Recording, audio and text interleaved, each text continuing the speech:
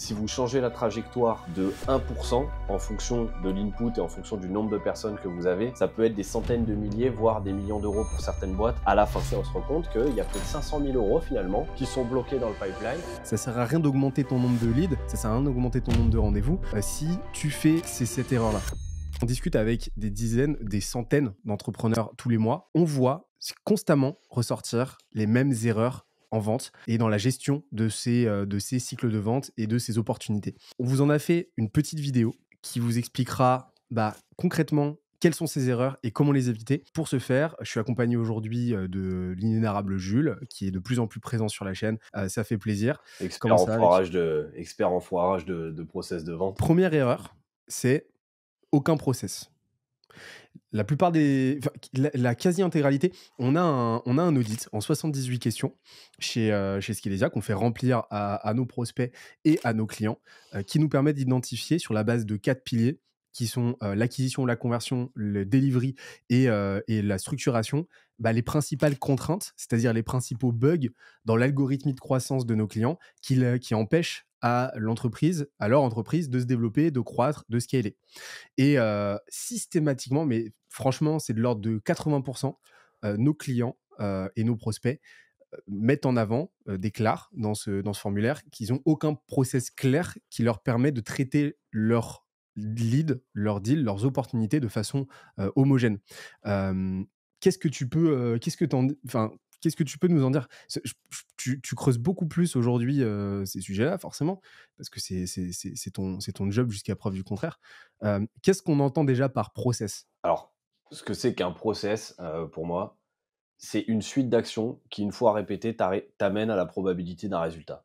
Tout simplement. C'est des actions qui se suivent, que tu vas venir répéter, et qui, une fois répétées, t'amènent à la probabilité d'un résultat. Le but d'un process, c'est d'augmenter le niveau de certitude maximale d'arriver, d'atteindre la cible. Si par exemple, ton objectif, c'est le closing, ton process de vente doit maximiser les chances de pouvoir augmenter ton taux de closing. Tout simplement. Donc, le process va être indispensable pour 2 raisons. La première, c'est de pouvoir éliminer l'émotion, c'est-à-dire, pourquoi un braqueur va faire son plan à froid, à tête reposée et va scénariser, en fait, tout ce qui va se passer au moment du braquage. Parce que tout simplement, il a envie d'éliminer les décisions à chaud. Il sait qu'il va y avoir l'adrénaline, il sait qu'il va y avoir le live, il sait qu'il peut se passer plein de choses. Donc l'idée, c'est de pouvoir réfléchir à ça à tête reposée, pouvoir baquer un maximum d'éventualités et être capable de le répliquer une fois dans l'action. Donc c'est de pouvoir décider justement d'où on va tirer avant même que ça n'arrive. Ça c'est un premier point. Point étant que pareil comme dans les films, on en a déjà parlé, hein, dans les films de braquage, les seuls moments où ça part en couille, c'est le moment où l'émotion rentre justement dans le plan du braquage. C'est celui qui va tomber amoureux, c'est celui qui va faire l'action héroïque et qui va décider de partir et de prendre une liberté par rapport au plan. Et ben, le process, c'est exactement la même chose. En fait, si à chaque fois que tu démarres un appel, tu sais pas où tu vas. Donc si tu sais pas où tu vas, tu sais pas où tu veux emmener la personne. Si tu sais pas où tu veux emmener la personne, ben, t'as pas d'objectif. Et si t'as pas d'objectif, c'est difficile de définir un plan d'action. Mais en fait, ça va être ton plan d'action tout simplement pour amener la personne vers un résultat. Ça va être le premier point du process, éliminer l'émotion. Deuxième point du process, c'est le côté réplicable. Peut-être que tu es entrepreneur, que toi, tu connais sur le bout des doigts ta boîte, les problématiques de tes prospects, ton marché, ton produit, c'est normal, c'est toi qui l'as créé. Donc, tu peux te permettre d'avoir un feeling, d'arriver et de te dire, bon, globalement, je vais me démerder. Si je vais sur un appel de vente, je devrais pouvoir répondre à peu près tout et je devrais pouvoir arriver à mes fins et à vendre à la force du poignet. Sauf que demain, si tu veux scaler, tu vas avoir des commerciaux qui vont arriver. Commerciaux qui n'ont pas forcément ta connaissance, qui n'ont pas ton expérience, qui n'ont pas ton expertise. Ces personnes-là, plutôt que de les livrer à elles-mêmes, tu vas pouvoir leur donner un process. C'est-à-dire, tu vas pouvoir théoriser tout ce que toi, tu as pu mettre en place de manière empirique pour avoir un plan d'action, avoir une guideline, avoir des scripts, avoir des étapes clés que les personnes vont pouvoir suivre pour pouvoir le répliquer. Et donc, le côté réplicable du processus de vente, il te permet un troisième point qui est l'identification des problèmes. Si tu fais systématiquement la même chose, tu vas pouvoir analyser entre deux personnes, par exemple, qui a le meilleur résultat. Et derrière, s'il y en a un, par exemple, qui a des résultats qui capotent complètement par rapport à un autre et qui font pourtant exactement la même chose, ou du moins sur le papier, tu vas pouvoir analyser quels sont les points de friction, quelles sont les problématiques dans le process pour pouvoir l'améliorer. Si à chaque fois tu changes ce que tu vas faire, c'est très compliqué d'analyser si à chaque fois tu vas faire des choses qui sont complètement différentes. Donc ça, c'est un point qui me paraît juste essentiel. Et la quatrième chose qui me vient là en même temps que je vous parle, c'est que c'est épuisant. T'imagines si chaque matin tu te lèves et tu sais pas ce que tu as à faire dans ta journée, tu sais pas ce que tu vas devoir faire, tu vas à chaque fois devoir recréer, tu vas devoir à chaque fois te dire que ça va dépendre de ton niveau d'énergie, de ton intuition, de ton feeling à l'instant T et ainsi de suite.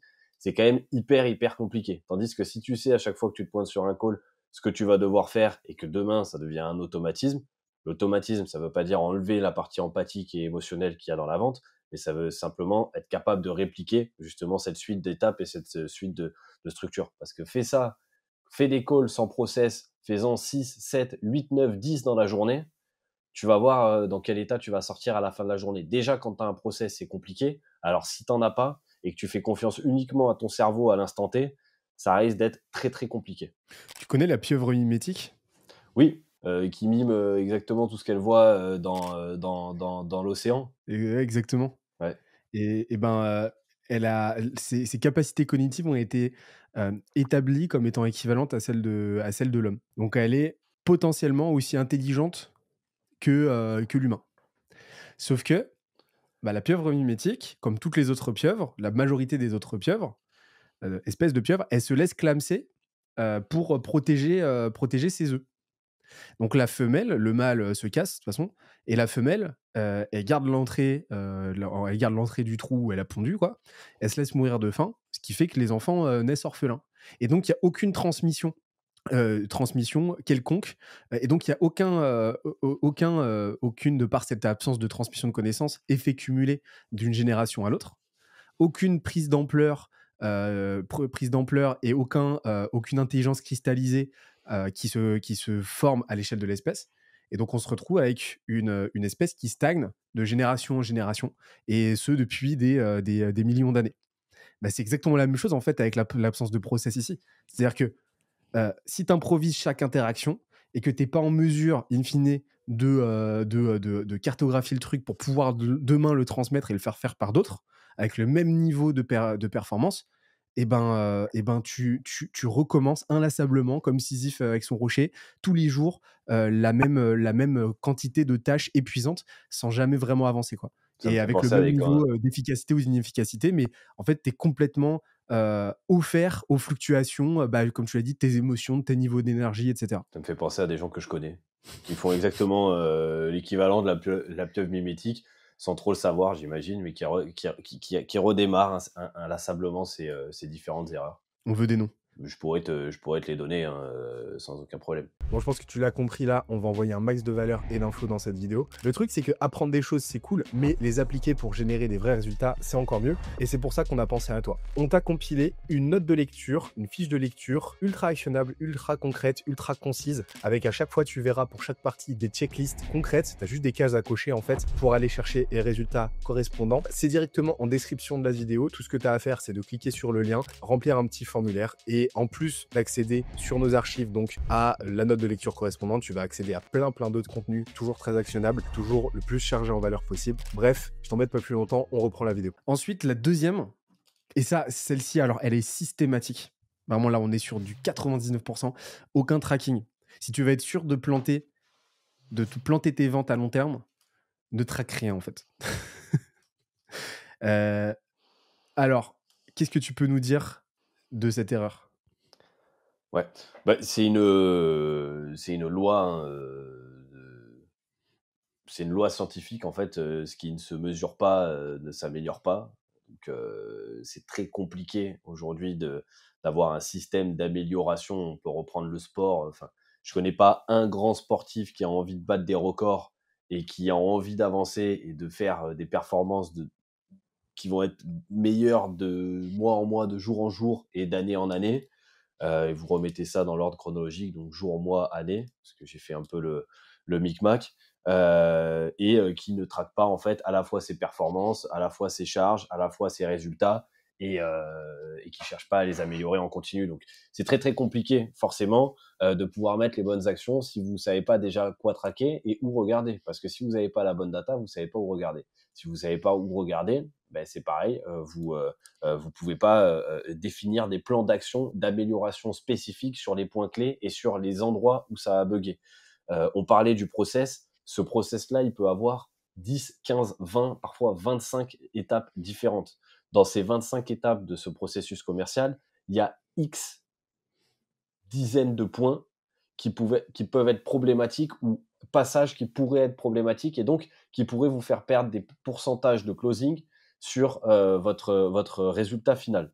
Donc ça, vous devez impérativement identifier ces points de passage et pouvoir les régler le plus rapidement possible. Donc là, D'autant très simple, ouais, d'autant plus que ton système est toujours aussi faible que son maillon le plus faible. ouais. Donc si tu as un goulot d'étranglement quelque part et que tu sais pas identifier, tu peux être sûr que l'entièreté de la continuité de ce système-là et donc de ses performances globales va s'effondrer à hauteur du dysfonctionnement de ce petit point très précis. Ouais. Et là, le meilleur moyen, c'est de poser à plat tout ton process, de scénariser, encore une fois, les différentes étapes. Et Bah, puis, les 2 vont ensemble. et puis Planification, cartographie et donc derrière tracking, quoi. ouais. Et in fine, de pouvoir déjà savoir comment traquer, donc les différentes formules, ce que vous devez traquer impérativement, donc pour ne pas les citer quelques-uns comme ça, votre pourcentage de no-show, le nombre de leads qui vont rentrer dans le process, le nombre de leads qualifiés, donc votre taux de qualification derrière, votre passage de R1 à R2, votre show-up sur les R2, votre votre taux de closing par découverte, votre taux de closing par démo, et après, enfin, vous en avez plein que vous pouvez aller traquer. On a toute une série et c'est comme ça, moi, exactement, que je pilote vraiment la partie revenu. C'est faire en sorte d'avoir un regard à la fois sur la partie market, sur la partie sales, et avoir du premier point de contact jusqu'au moment où on va closer et même encore après, c'est-à-dire la lifetime value du client et ce qu'il va pouvoir aller dépenser chez nous une fois qu'il est client, avoir en fait ce regard-là des endroits où ça va pêcher.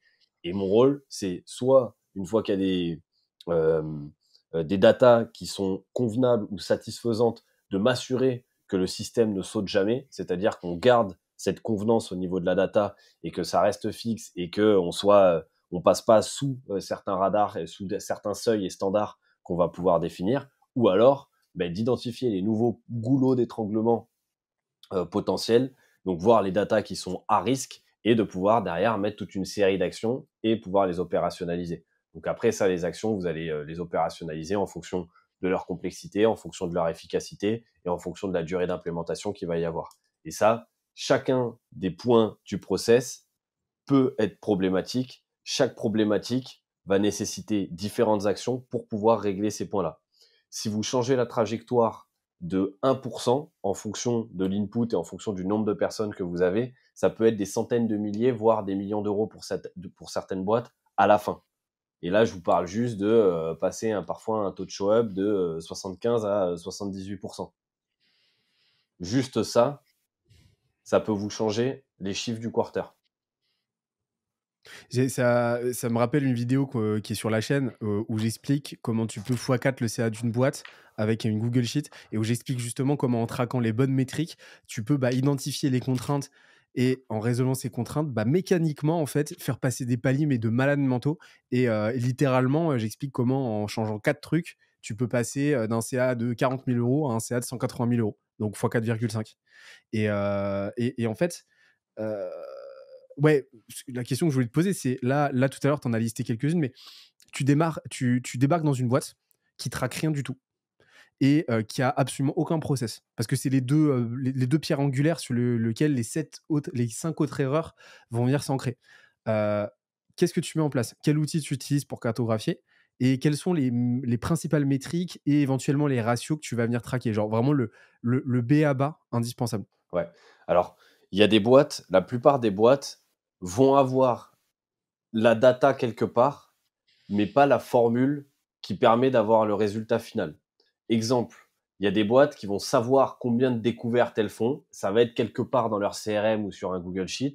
Elles vont savoir combien de personnes sont pas qualifiées. Ça va être peut-être dans une phase de pipeline ou autre. Mais en fait, il n'y a aucune formule qui permet d'avoir une data vise justement sur le pourcentage de qualification, donc le pourcentage de personnes qui vont passer en R2 suite à une découverte. Donc ça, déjà, la première étape, ce serait d'identifier quelles sont les datas actuelles, mais qui ne sont pas exploitées et à quel point ces datas sont propres ou pas. Donc, deux possibilités. Soit il y a un CRM et je vais fouiller dans le CRM, soit il y a un Excel et je vais fouiller dans le Excel. Si toutefois, ça n'est pas le cas, la manière la plus rapide de mettre en place ces choses-là, c'est les choses qu'on donne à nos clients et c'est la manière dont je le traite aujourd'hui.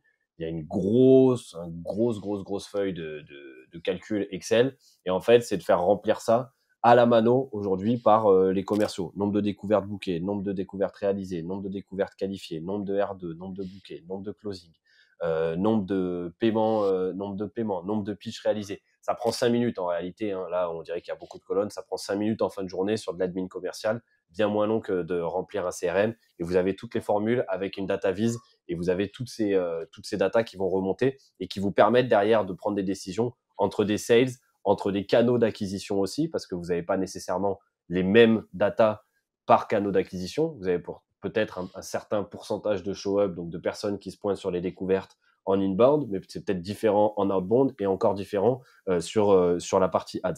Donc ça, c'est les premières choses que je ferais, c'est d'avoir quelque chose, dans un premier temps, d'avoir une complétion historique manuelle. Pourquoi historique manuelle ? Parce que chaque semaine, chaque mois, où vous n'avez pas cette data-là, c'est une semaine, un mois, un semestre, une année de perdu en termes de data. Parce que derrière, c'est très compliqué d'avoir un effet rétroactif et de reprendre tout son calendrier et d'aller le retraquer justement un par un. Ça va être un travail titanesque. Donc, commencez à mettre en place juste ce qui va vous permettre de faire remonter de l'information à court terme. Et puis après, l'étape d'après, pour certaines datas notamment, là, ça va être intéressant de le travailler dans le CRM. Donc, d'avoir des reporting, d'avoir des rapports, des dashboards derrière. Donc, un dashboard, c'est un ensemble de rapports. Un rapport, ça va être un rapport sur le taux de closing, ça va être un rapport sur le panier moyen, ça va être un rapport sur le chiffre d'affaires mensuel et ainsi de suite. Et tout ça, vous allez pouvoir le mettre dans un dashboard global qui sera un dashboard de performance commerciale, par exemple, et qui va vous permettre une lecture avec certains filtres, par exemple un filtre au mois, un filtre à la semaine, un filtre à l'année, et de pouvoir avoir des comparatifs aussi en fonction des actions que vous allez pouvoir mener, mais de voir ce qui a fonctionné, ce qui n'a pas fonctionné, ce qui a optimisé ou non. Ça, c'est l'étape d'après. Ça peut être assez compliqué et c'est pas qu'une sensation de complexité. C'est réellement compliqué d'avoir une data qui est clean dans un CRM qui est, un, bien complété, qui, deux, remonte bien et qui, trois, est facile à analyser avec les bons rapports et exactement ce qu'on a envie d'analyser.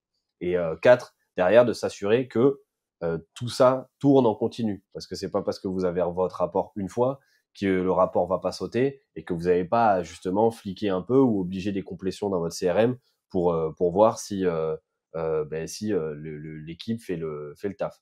Parce qu'une data ne sert que si elle est propre. C'est-à-dire que si elle n'est pas biaisée ou incomplète. Sinon, ça n'a aucun intérêt d'avoir des rapports pour faire beau. Et j'en vois beaucoup qui font une espèce de masturbation intellectuelle sur des dashboards qui n'ont ni queue ni tête et qui servent simplement à être lus.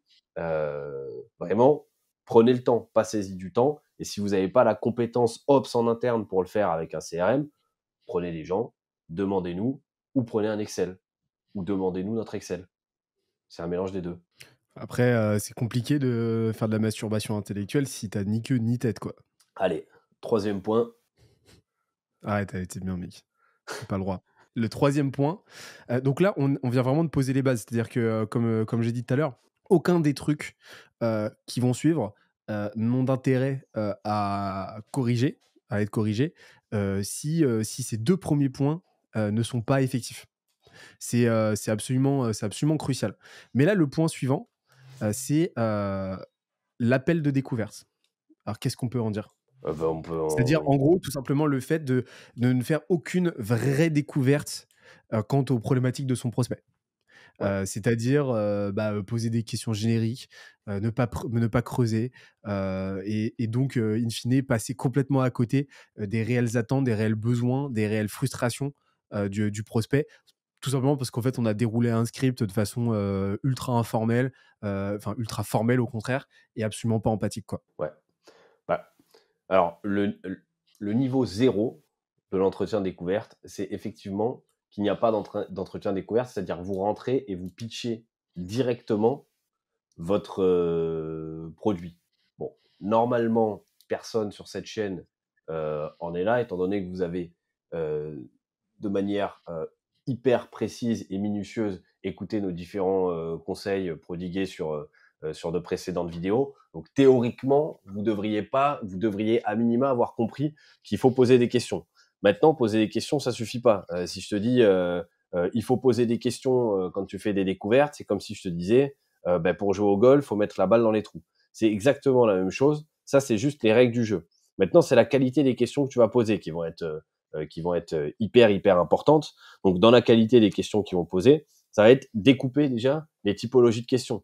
Il y a des questions qu'on va appeler logistiques, où tu vas avoir besoin d'informations sur la situation du prospect, peut-être son chiffre d'affaires, le nombre de personnes dans l'équipe, comment est foutu le processus décisionnel à l'intérieur, qui va être engagé dans votre produit ou dans votre service, à quoi ressemble aujourd'hui le processus d'acquisition, à quoi ressemble le processus de recrutement si vous vendez des choses autour de la partie RH. Bref, là, ces questions, il y en a des génériques et il y en a des spécifiques en fonction de votre situation.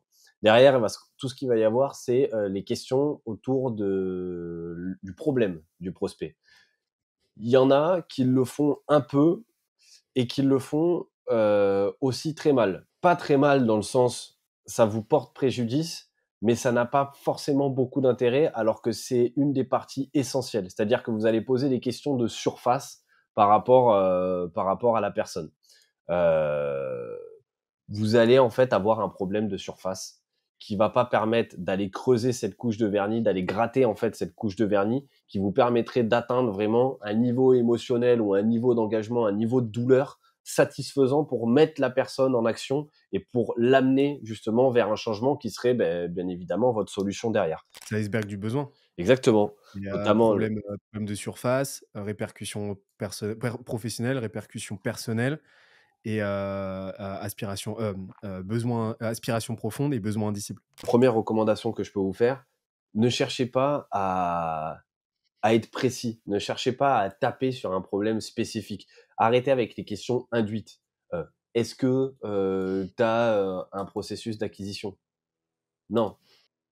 Comment tu t'assures de générer des leads en continu aujourd'hui? Est-ce que tu as un processus d'acquisition aujourd'hui? La réponse, ça va être oui ou non. Donc, vous fermez directement la conversation et il n'y a absolument rien derrière. Comment tu t'assures de générer des leads en continu? Là, quand vous posez des questions comme ça, la personne ne peut pas répondre par oui ou par non. Donc, elle va être obligée de lever les yeux au ciel et de réfléchir à sa condition et à sa situation actuelle pour derrière vous adresser une réponse. Donc, elle est obligée de processer l'information aujourd'hui et le fait qu'elle processe cette information-là, ça va lui permettre aussi d'assimiler par rapport à sa situation et digérer sa situation actuelle. Donc, de se projeter et de faire appel à un état émotionnel versus le pilote automatique des questions qui ont des réponses qui sont très binaires, c'est-à-dire oui ou non. Derrière, le problème, vous devez le quantifier. Vous devez le quantifier, le peser, le doser de deux manières. La première chose, c'est le peser d'un point de vue émotionnel, c'est-à-dire qu'est-ce que ça génère du côté de la personne d'avoir cette problématique. Souvent, il y a des éléments de langage qui sont à la fois des coquilles vides, parce qu'ils sont chargés émotionnellement et en même temps, ils sont complètement vides de sens. Je prends un exemple. On est frustré on a du mal on a besoin d'accélérer on voudrait faire ça. Ok, ça veut dire quoi accélérer pour toi? Quand tu me dis que tu es frustré, qu'est-ce que tu veux dire par là? Quand tu me dis que tu as du mal c'est-à-dire, vous devez absolument creuser ces mots complètement vides de sens pour derrière apporter du chiffré. Donc, quand on a pesé d'un point de vue émotionnel le problème, on doit lui apporter du chiffré derrière, on doit le quantifier. Tu me dis que tu manques de leads. Ok, combien de leads aujourd'hui? Ça fait combien de temps que tu es dans cette situation? T'aimerais atteindre quoi? Si on se projette dans 3, 6, 12 mois, t'aimerais atteindre combien de leads demain? Mais ça, vous devez absolument justement creuser puisque ça va être le gap entre la situation actuelle et la situation désirée de la personne. Plus ce gap est grand, plus vous avez réussi à creuser le problème, plus le problème est lourd, difficile à encaisser, plus la personne sera à même de passer à l'action et donc de prendre une décision pour pouvoir au moins initier un changement. Il sera avec vous ou sans vous, mais déjà vous closez sur la volonté de changer, c'est-à-dire la volonté de passer à l'action, et ensuite vous closez sur votre solution. Ça sert à rien d'essayer de vendre quelque chose à quelqu'un qui ne veut pas de toute manière de votre solution. J'ai déjà pris l'exemple plusieurs fois. Moi, si je sors d'un restaurant, tu me proposes un 3 étoiles, je vais te dire non, tout simplement parce que j'ai pas faim. C'est pas une question de produit ou pas. Donc il faut déjà me closer sur la volonté d'aller manger, et ensuite, une fois que tu m'as closé là-dessus, là, ce sera avec ta solution ou pas. Il y a des moments, en fait, pour acheter. Et il y a des moments, il y a des fluctuations en termes de besoins et de douleurs. Euh, Forcément, ouais, pour une autre analogie, bah, la personne qui a un mal de dos, qui le fait souffrir comme un chien la moitié du temps, bah, il y a la moitié du temps où en fait, elle sera beaucoup moins encline à passer à l'action, par définition. Alors que le problème, elle l'a, hein. Et donc tout l'enjeu, justement, c'est d'avoir une bonne découverte pour bien cerner ça. Et petite question complémentaire, comment est-ce que tu identifies justement les écrans de fumée? C'est-à-dire, justement, tout à l'heure, tu parlais de creuser des éléments de langage vides. Mais comment est-ce que tu les identifies? Comment, comment est-ce que tu résistes à cette histoire que tu peux vite te raconter de OK, c'est bon, j'ai compris? En fait, alors, toi, déjà, à titre personnel, quand tu dis ok, c'est bon, j'ai compris, c'est le sales qui se dit ça? Ouais. Ok. Ça, de toute façon, partez du principe que vous avez jamais compris, et on s'en fout que vous ayez compris. Vous posez pas des questions pour vous, la plupart du temps, vous posez des questions pour le prospect. C'est-à-dire que pour lui aussi conscientise sa situation. Ça, c'est hyper, hyper important parce que on s'en fout que vous soyez convaincu. L'important, c'est que la personne soit convaincue justement de son besoin de changement. Et c'est tout l'art, en fait, de la questionologie et de la rhétorique. C'est de pouvoir poser des questions pour faire verbaliser au prospect justement ce point de douleur et pouvoir le quantifier derrière. Pour répondre à ta question sur les mots qui sont vides de sens, en général, vraiment les deux choses que je disais tout à l'heure, c'est un, c'est le mot peut avoir une définition différente en fonction des personnes. Je vais revenir là-dessus. Et deux, émotionnellement, il se passe quelque chose sur ce mot. Donc, quand je dis le mot peut avoir une définition différente en fonction des personnes qui vont l'employer. Si je te dis j'ai envie d'accélérer, il y en a pour qui accélérer c'est faire x2, il y en a c'est faire x10. Il y en a c'est faire plus 10 000 et ils considèrent qu'ils ont accéléré. Il y en a qui veulent bâtir la nouvelle licorne française. Eux c'est x1000 accélérer. En fait, tu peux pas laisser un j'ai envie d'accélérer à la même hauteur. Quand on me dit on est frustré de pas avoir des leads, c'est quoi? Tu es frustré parce que tu passes un petit peu à côté de tes objectifs et tu aimerais en avoir plus pour accélérer? Ou c'est tu es frustré parce que tu te lèves en fait tous les matins et que c'est en train de te prendre le chou parce que ta boîte elle est en train de couler parce que tu as pas la trésor? Tu vois? La frustration, c'est pas la même. Ça, tu dois pouvoir justement la quantifier. Ben, c'est exactement ça le côté vide de sens. C'est que ça ne veut rien dire si on vient pas redéfinir ça dans la bouche du prospect et si on vient pas préciser ce mot-là. Et comment tu l'identifies? Ben, tu l'identifies en faisant des appels de vente et en créant des automatismes. C'est-à-dire qu'il y a des perches à un moment donné, quand tu es commercial, il y a des choses que la personne va te donner. Là, moi, je vous donne une boîte à outils. Cette boîte à outils, par définition, ben, vous avez plein de situations avec des outils. Bon, ben, maintenant, c'est à quel moment je vais utiliser le bon outil au bon moment. C'est sûr que ça sert à rien de prendre. Je crois qu'en plus, on en a déjà parlé ça sur, sur la précédente vidéo sur ces différents outils. Mais en gros, ça sert à rien de prendre un marteau pour visser un truc. Voilà. Le marteau, c'est pas fait pour visser. Donc, c'est vraiment important de savoir que vous êtes capable de rebondir, que vous êtes capable de réagir, mais surtout d'employer ça au bon moment. Et derrière, d'aller créer ces automatismes-là. C'est-à-dire qu'il y a des choses qui doivent instinctivement vous déclencher quelque chose intérieurement quand vous entendez certaines typologies de mots. Et donc, vous devriez avoir envie de creuser. Et si vous vous intéressez réellement à la personne, vous ne pouvez que creuser sur des mots. Donc, ne soyez pas, c'est très bien de poser des questions. Maintenant, il s'agirait d'écouter les réponses. Parce que si vous êtes déjà dans votre question d'après et que vous n'êtes pas en train d'écouter la réponse du prospect, c'est sûr et certain que vous allez passer à côté de ces phrases-là. Donc là, c'est quelques outils parce qu'on n'a pas le temps et au vu du nombre de personnes qui doivent très certainement nous écouter avec une pluralité de business, c'est presque impossible de définir un script universel ou un processus de vente universel. Ça, derrière, c'est ce qu'on vient faire dans des accompagnements, mais au moins, ça vous donne des généralités, des points de vue, des choses qui sont génériques en fait et que vous allez pouvoir utiliser, peu importe la situation dans laquelle vous allez vous retrouver dans des process de vente.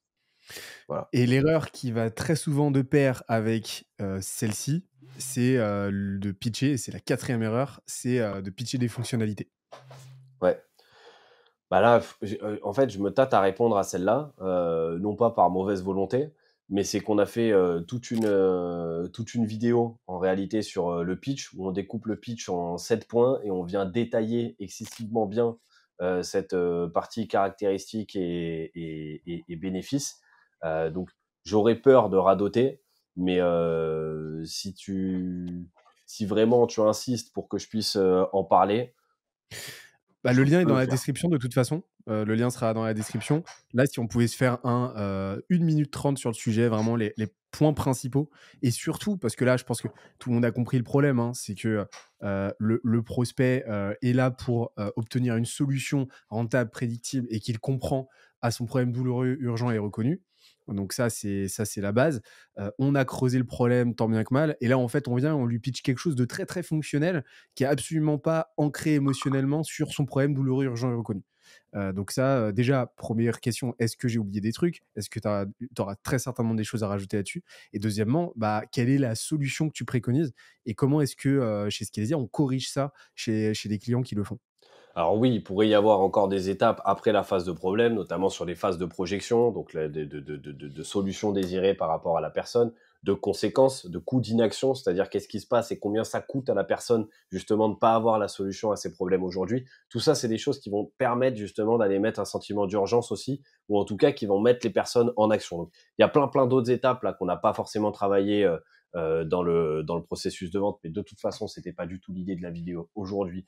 Donc, pas de souci. Si on parle effectivement le fameux caractéristique avantage-bénéfice, en gros. Il y a des caractéristiques. La caractéristique, c'est quelque chose de très neutre. Il y a des avantages. Un avantage va être une généralité et il y a des bénéfices. Un bénéfice va être propre. Donc, je prenais l'exemple souvent du téléphone. Bon, ben là, on a un téléphone.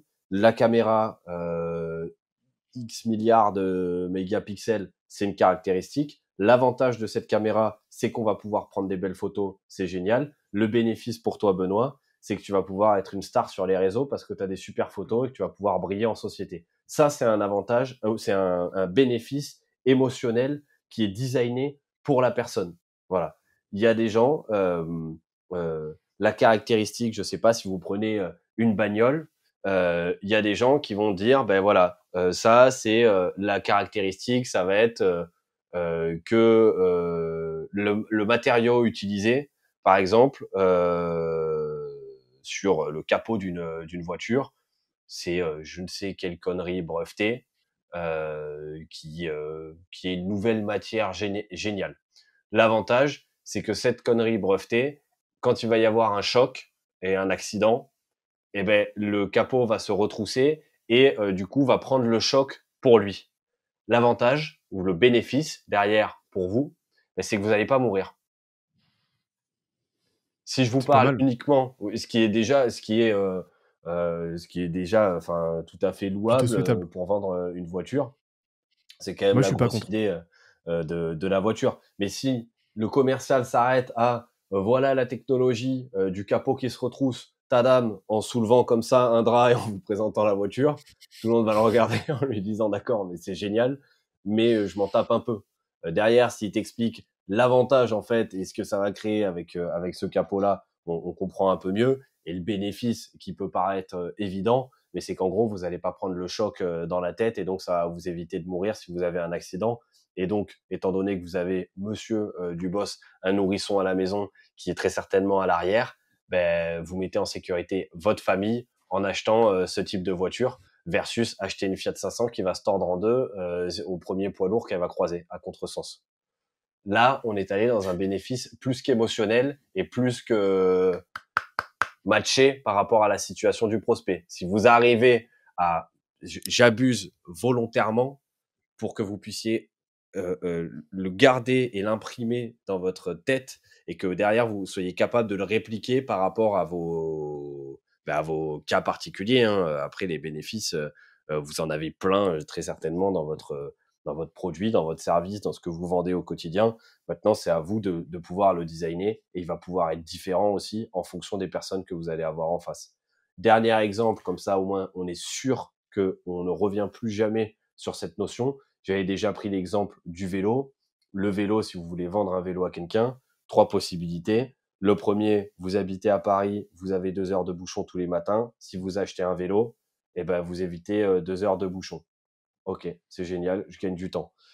Deuxième possibilité, si vous prenez un vélo, étant donné que là, tous les matins, vous allez avec votre Range Rover et que vous êtes tout seul dans votre voiture, et qu'aujourd'hui, c'est plus possible parce que la planète est en train de mourir et qu'on va tous mourir dans quelques années, peut-être que si vous allez au travail à vélo, vous faites un petit geste à titre personnel pour la planète et ça va vachement bien justement avec le nouveau mode de vie qu'aujourd'hui vous avez et l'identité que vous avez aujourd'hui de personnes responsables et adultes. Et la troisième possibilité, c'est de vous dire que là, on est le 19 février et que le 19 février, mine de rien, ça va aller vite. Dans 3 mois et demi, dans 4 mois, il va y avoir l'été. Et que pour préparer quand même son corps pour l'été et pouvoir briller sur la plage cet été et pas avoir honte de se mettre torse nu, le fait de prendre un vélo et d'aller au travail à vélo tous les matins, ça va vous permettre de vous mettre à l'exercice aussi et donc de consommer davantage de calories et donc très certainement de perdre les quelques kilos en trop qui pourraient vous vexer à partir du mois de juin quand vous allez aller avec vos amis sur la plage. Bon là, on est dans des bénéfices qui, sur un produit aussi simple que le vélo, on voit qu'il y a tellement de manières en fait de pouvoir vendre un produit aussi simple. Bon là, je te l'ai fait en 1 minute 30 qu'il faudra convertir en âge de chien, c'est x7, mais, mais au moins on a toutes les informations et on est sûr de ne plus jamais revenir sur ces points-là sur la chaîne. Plus jamais. C'est la dernière fois qu'on revient dessus sur la chaîne. Tu me parles de ça. Non, vous avez loupé cette occasion, c'est fini. J'en peux plus. Il n'y en aura pas une deuxième. Ah ouais. Notez-le, là. Téléchargez les transcripts, les vidéos, vous l'imprimez. Et voilà. Ce qui est fondamental, en gros, c'est que ton pitch, comme tu l'as dit, déjà le pitch est dynamique. Donc, c'est vraiment quelque chose d'évolutif. C'est pas quelque chose de figé comme ça qu'on va réciter comme une comptine en fait. Que c'est absolument pas quelque chose à mémoriser. C'est quelque chose à comprendre et à comprendre sur la base d'une connexion entre justement le problème douloureux urgent reconnu et la solution rentable, prédictible et compréhensible qu'on a pour le client, le prospect. Et ensuite, l'idée, c'est que, comme tu l'as dit, ce framework-là de fonctionnalité, avantage, bénéfice, il est trop cool parce qu'il permet de répondre aux 4 questions que le prospect va se poser. C'est OK, qu'est-ce que c'est? Comment ça marche? Qu'est-ce que ça m'apporte? Et pourquoi moi, en fait? Et ensuite, on va pouvoir enchaîner. 5e erreur, pas de next step. Ouais. Qu'est-ce qu'on en dit? Les mecs, ils sont à 4 heures de vidéo. 88e erreur à ne surtout pas faire chez vous. On est ensemble jusqu'à minuit. Hein. Tu sais que j'ai fait un post LinkedIn, 52 conseils par an, 52 conseils, 1 par semaine pour tout casser en 2025. Imagine, on en fait une vidéo, mec. Non, mais c'est là où tu vois qu'on est quand même des abrutis et que ça veut absolument rien dire. Enfin bon. Pas de next step. Alors, 10e fois que je répète pas de next step, mais oui, c'est indispensable. Vous êtes là, vous êtes le chef d'orchestre de votre process. C'est-à-dire que le processus de vente, c'est chez vous. Et donc, vous allez accueillir quelqu'un dans votre processus de vente et vous connaissez tout le scénario et la personne va avoir la chance d'être guidée au fur et à mesure dans ce processus de vente et d'être accompagné. C'est agréable quand on arrive quelque part d'être accompagné, d'être guidé, qu'on nous explique les prochaines étapes et qu'on se sente pris en main surtout. Et ça, c'est toute l'idée justement de mettre des next steps. Alors, ça aussi, vous allez pouvoir vous l'écrire sur un post-it, envoyer une propale n'est pas une next step. Ça, c'est une tâche que vous devez faire. C'est pas une next step. La next step, c'est un call, c'est une date de suivi, c'est une date de confirmation. Ça, c'est une vraie next step avec le prospect. Donc, l'idée, c'est de pouvoir embarquer la personne avec vous. Donc, une fois que vous avez la découverte, OK, je te cale une démo. On va se caler une démo. En parallèle, je vais pouvoir t'envoyer quelques informations et ainsi de suite. Mais je te cale une démo. Après la démo, il n'y a pas de pareil, je vais revenir vers toi. C'est pas une next step. Je reviens vers toi. La next step, c'est OK, il te faut combien de temps pour pouvoir en réfléchir, pour pouvoir te poser justement sur les différents points. Ben, ce que je te propose, c'est que tu vois, vendredi, là, en fin de semaine, on puisse se prendre un petit point, 10-15 minutes. Derrière, on voit si on avance, si on n'avance pas. Si tu as des dernières questions, ben, je pourrais y répondre avec plaisir. Si tu n'avances pas, il n'y a pas de souci et on se tape dans la main, on repart bon copain. Et puis voilà, tout simplement. Est-ce que ça te va, ton côté? Ça, c'est caler une next step. Je cale un point avec la personne pour qu'elle puisse me faire un retour en direct pour pouvoir rythmer. Derrière, le point, il se décale, il est annulé, on doit le reprogrammer ou ce que vous voulez, il n'y a pas de souci. Mais au moins, vous vous assurez de ne pas laisser partir les gens complètement dans la nature et surtout d'être dépendant des actions ou non que la personne irait mener. Donc ça, c'est hyper important d'avoir un plan d'action quand la personne va aller travailler. Si vous travaillez par exemple avec des grands comptes, c'est pareil. Là, ça va être encore plus important de pouvoir avoir des next steps et en plus dans ces next steps-là, de pouvoir y intégrer les différentes personnes et les différents décideurs. Donc, quand la personne va aller pitcher, vous devez savoir en interne, quand votre champion va partir en interne, il faut savoir comment elle va aller pitcher, à quel moment, quel terme elle va employer quand elle va aller pitcher, à quel moment on peut se faire un retour justement pour pouvoir avancer. Est-ce que vous, de votre côté, vous avez des personnes à aller contacter ou à intégrer dans le processus de décision aussi pour pouvoir faire avancer les choses? Et en fait, dans cette idée de next step, c'est vraiment rythmer. Venez rythmer vos process, venez rythmer les échanges parce que c'est le meilleur moyen de réduire votre cycle de vente, d'augmenter la conversion derrière de vos deals et surtout d'être en maîtrise, c'est-à-dire de ne pas laisser la responsabilité à la personne de vous dire oui, non, je reviens vers toi, quand, ou de ne jamais revenir aussi vers vous, ce qui est la plupart du temps le cas. Et dans les next steps après aussi, mais ouais, je sais pas, peut-être qu'on en parlera après. Je sais même pas en fait quels sont les points, je sais même pas de quoi on va parler, mais si je commence si je commence sur ce truc-là, c'est pareil, Sergent impro, quoi. ça va prendre 3 plombes, donc je te fais confiance, avançons. Le 6e, c'est aucun suivi. Eh ben merveilleux. Aucun suivi. Ça va un petit peu avec ce que j'avais en tête sur les next steps dont je voulais vous parler, c'était le follow-up. Le follow-up, c'est pas forcément des next steps à proprement parler au niveau du prospect. Pour autant, vous allez pouvoir travailler votre système de tâches avec des follow-up. Pareil, le follow-up, il doit être rythmé de la même manière que la next step avec le prospect doit être rythmé. C'est-à-dire, vous devez vous définir des tâches, des moments, des instants T, des éléments de la conversation sur lesquels vous allez pouvoir rebondir pour pouvoir rebondir justement sur la conversation avec le prospect. Le follow-up, il intervient à différents moments, soit à court terme, c'est-à-dire quand vous savez que vous attendez une décision de la part du prospect, qu'a priori il a tous les éléments de vous montrer, de vous rendre visible, de pouvoir apporter des éléments supplémentaires aussi, ce mélange de follow-up et de nurturing, c'est-à-dire aller nourrir la relation avec le prospect, mais il intervient aussi sur de la relance de deal, sur du rappel de deal qui potentiellement commence un peu à s'endormir ou commence à un petit peu traîner. Mais là, moi, j'aimerais vous recommander 2 choses pour les follow-up. La première, c'est de varier les supports, enfin varier les canaux, pardon. Varier les canaux, c'est le follow-up, c'est pas que par mail. Le follow-up, c'est le petit coup de fil, c'est le petit message WhatsApp, c'est le petit GIF, c'est d'envoyer sur LinkedIn, c'est d'envoyer potentiellement un petit mail, et puis derrière, de varier les supports. Donc les supports, ça peut être un vocal, ça peut être en effet de l'oral, ça peut être de l'écrit, ça peut être tourner une petite vidéo pour le prospect, ça peut être envoyer un use case. En fait, il y a plein de manières d'aller travailler les follow-up et ça, vous devez impérativement les garder en tête et pouvoir varier, justement, être capable d'avoir cette intelligence et cette compréhension que de vous dire le follow-up, c'est pas salut, alors est-ce que tu as signé le devis? Salut, alors est-ce qu'on avance ensemble? Non, ça c'est un enfer, c'est une catastrophe. Donc vous, plutôt, concentrez-vous systématiquement sur l'apport de valeur et sur ce que vous allez pouvoir mettre en place pour augmenter un tout petit peu plus le niveau de certitude et le niveau de décision du prospect qui serait bien évidemment en votre faveur. Parce parce qu'on est là de toute manière et d'une manière générale et que le prospect signe ou pas pour l'aider à résoudre son problème, quoi qu'il arrive. Et Ouais, donc, bah, le meilleur truc qu'on puisse faire qui nous donne le maximum de chances de continuer avec lui, et ben, c'est de prendre les devants. Et avant même qu'il signe, bah, c'est déjà de lui apporter des éléments.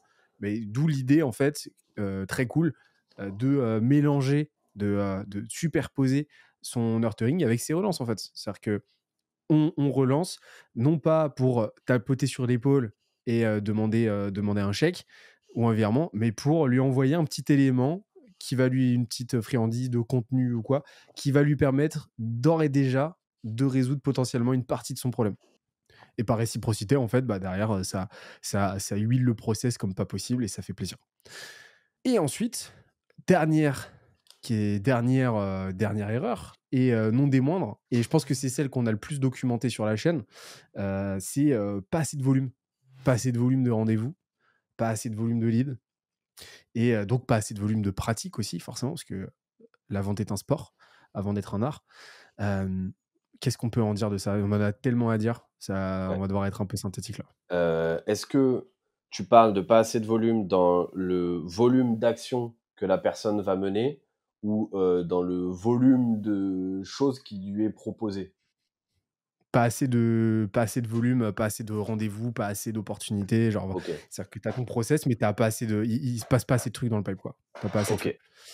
Bon, déjà, l'avantage avec un problème de volume, c'est qu'en général, tu peux le régler avec un problème avec, une augmentation du volume. C'est-à-dire, tu pas assez de rendez-vous, bon, bah, juste augmente ton input et augmente le nombre de personnes que tu vas aller contacter.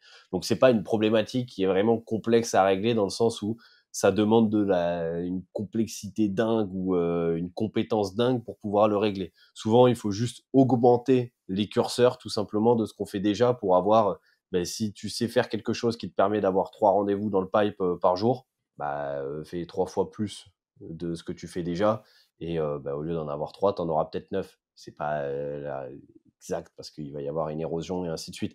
Mais en réalité, le problème de volume, il se règle de cette manière-là. Maintenant, si on doit parler aux commerciaux, aux directeurs commerciaux, aux CRO, aux entrepreneurs qui nous écoutent, pour moi, le problème de volume, il vient amener 2 choses. Il vient amener un problème mental et un problème logistique. Le problème, on va commencer par le côté évident. Le problème logistique, c'est que logistiquement, si tu as pas assez de volume dans ton pipeline, pas assez d'opportunités, il y a de grandes chances que tu n'atteignes pas tes résultats. Bon, ça, c'est un peu une conséquence du manque de volume, c'est-à-dire, bah, t'attendais à avoir, tu 3 deals dans le pipe, tu t'attendais à en closer 2. Bon, bah, les 2 ils sont pas passés, ce serait bien, bah, tu te retournes, qu'est-ce qui se passe derrière? Bah, en fait, il y a plus rien.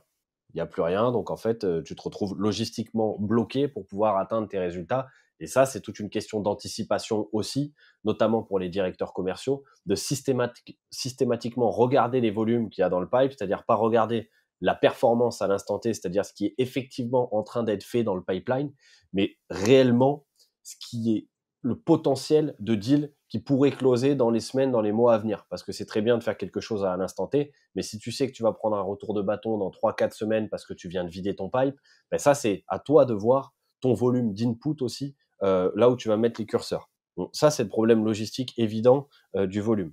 Maintenant, le problème mental du volume, et vous allez voir que c'est très certainement le plus dangereux. J'en vois deux. Le problème mental du volume, c'est que quand tu as 3 deals, tu vas sacraliser ces deals-là. Et quand tu vas sacraliser les deals, eh ben, tu sais que s'il y en a un ou deux qui passent pas, tu vas être dans la merde. Et si tu sais que tu es dans la merde, tu vas pas agir de la bonne manière parce que tu vas être un petit peu trop derrière le prospect, tu vas être un petit peu trop pushy. En fait, tu vas pas avoir assez de recul émotionnel pour te dire, OK, je fais bien, j'applique mon process et ainsi de suite. Et donc, le risque, ben, c'est que tu sois en manque. Et le manque crée le manque et le manque se ressent de la part des prospects. Et c'est surtout pas la relation dans laquelle on veut rentrer. Et le deuxième problème mental du manque de volume, eh ben, c'est la crainte, tout simplement. C'est la crainte de ne pas faire les objectifs. Et donc, c'est de se mettre en fait dans un état de stress qui, pareil, va avoir un impact au quotidien sur sur ce que tu vas mettre en place. À l'inverse, quand on a une bonne volumétrie, et ainsi de suite, ça nous permet de choisir peut-être un peu plus les deals, de choisir ces deals, donc de travailler avec de meilleures personnes ou avec des deals qui vont avoir des paniers moyens plus élevés, ou de pas faire rentrer le prospect avec lequel tu as un mauvais fit et où ça va être le bordel au niveau de la livraison avec lui parce que tu as envie d'atteindre tes objectifs et donc tu le fais rentrer.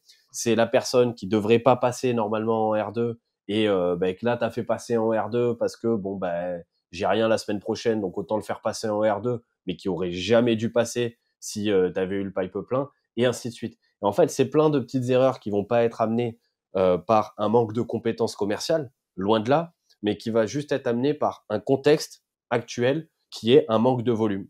Et ça, c'est une des problématiques qui est très certainement la pire à affronter parce qu'elle est émotionnelle, elle est intuitive. Et tu ne fais que jongler avec tes émotions, en fait, quand tu es commercial. Et c'est là où le danger se cache, pour moi aussi, dans le manque de volume.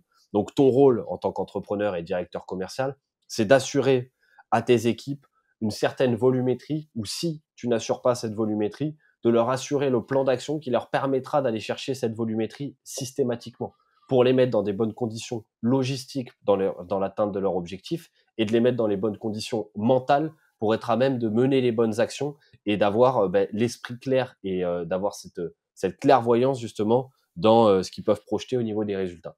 Voilà, tout simplement ce que j'ai à dire sur le manque de volume. Et ce serait quoi la checklist là, le plan d'action que tu nous proposerais, qu'on pourrait définir ensemble là, pour s'assurer d'avoir suffisamment d'actions, suffisamment de flux, à la fois en tant qu'entrepreneur et en tant que commercial? Ok, alors je trouve que tu m'en demandes beaucoup. Déjà ça, je me permets de te le partager.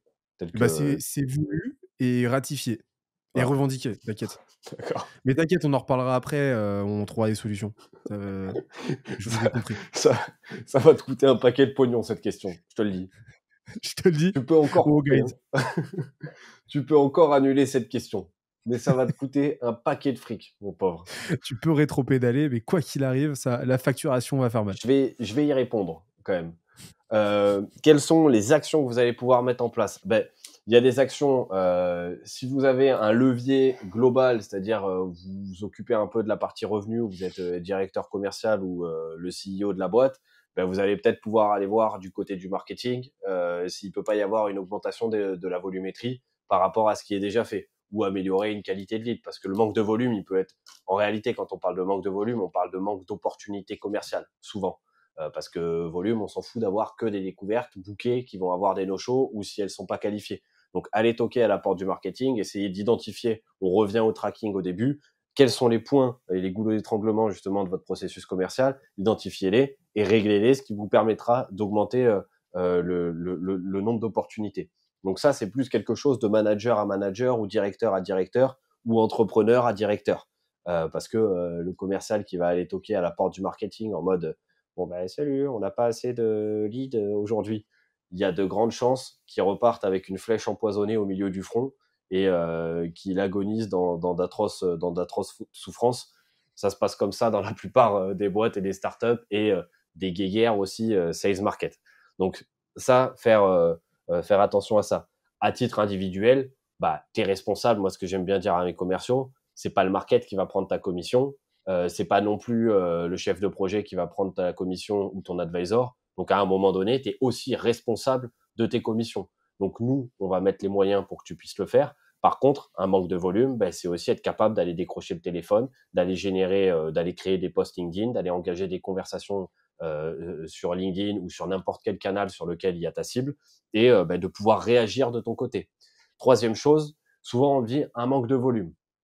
Ok, viens voir vite fait, on va aller voir dans ton pipeline. Donc là, tu prends le client, tu vas voir dans le pipeline et tu vois qu'il y a 500 anciennes transactions fermées perdues, 300 transactions non qualifiées, 200 transactions qui sont bloquées à une étape du pipeline. Là, ce qu'on va faire, en fait, on va aller regarder dans le pipeline et on se rend compte qu'il y a peut-être 500 000 euros finalement qui sont bloqués dans le pipeline. Et la question qui va se poser maintenant, c'est comment on vient réactiver ces anciennes transactions pour pouvoir aller chercher à un instant T une volumétrie plus importante.